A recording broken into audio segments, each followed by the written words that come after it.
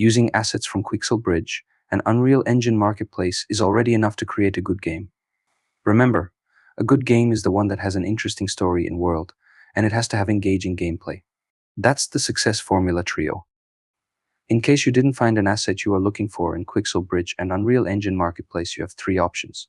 You either create the asset for your game, or you can hire somebody to make it for you, or you can try your luck at finding it at third-party marketplaces. If you don't have skills to create assets, you can check out Fiverr or Upwork to find someone who can.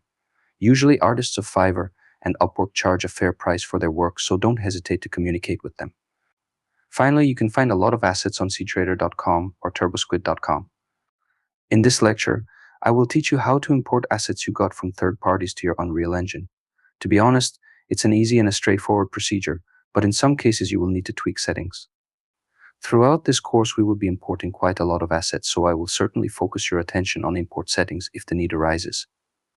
For now, let's import an asset to your content browser. In the resources of this lecture, I included a simple asset in the FBX format. This is the format you usually get 3D assets and animations in. Unreal Engine works with other formats too. If you find an OBJ format, don't hesitate to use it. Now please download the asset from the resources of this lecture. It's called SM_rocket. It's a silly rocket I made for a game, but I think it will work well for our purposes. Once the download is complete, you can drag and drop it to a corresponding folder.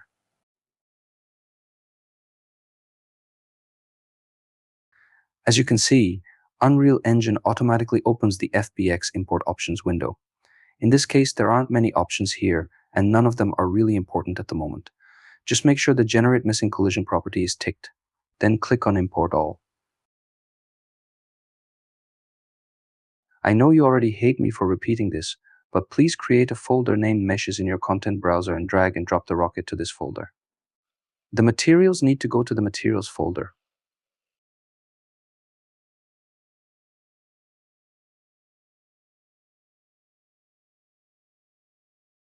This texture needs to go to the Textures folder. If you don't do it, everything will still work, but believe me, you will waste quite a lot of time finding exactly what you need.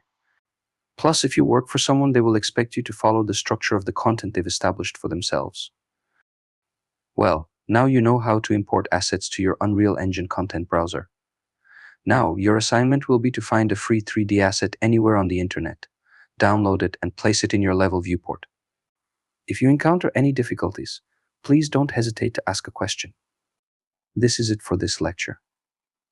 Thanks for watching. I will see you in the next lecture.